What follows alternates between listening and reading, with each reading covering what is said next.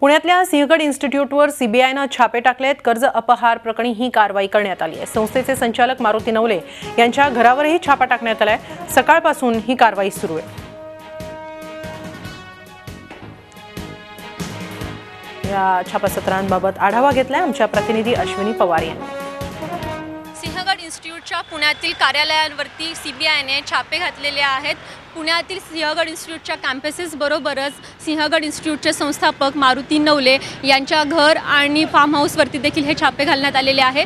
Central बँकेकडून घेतलेल्या कर्ज अपहार प्रकरणी ही कारवाई केल्याचं सीबीआयकडून सांगण्यात आलेलं आहे। गेल्या महिन्यामध्येच म्हणजे 31 मार्च रोजी सिंहगड इन्स्टिट्यूटचे संस्थापक मारुती नवले यांच्याबरोबरच सेंट्रल बँकेच्या 2 अधिकाऱ्यांविरुद्ध या प्रकरणी गुन्हा दाखल करण्यात आला होता आणि आज जेव्हा या सिंहगड इन्स्टिट्यूटच्या कार्यालयांवरती छापे घालण्यात आले त्याच वेळी या 2 अधिकाऱ्यांच्या घरी देखील छापे घालण्यात आलेले आहेत आणि या छाप्यांमधून महत्त्वाची कागदपत्र हाती लागल्याचं देखील सीबीआयकडून सांगण्यात आलेलं आहे। त्यामुळे या प्रकरणी सीबीआय पुढे काय कारवाई करते याकडे सगळ्यांचं लक्ष लागलेलं आहे। व्हिडिओ जर्नलिस्ट झी 24 तास रहा एक पाऊल पुढे।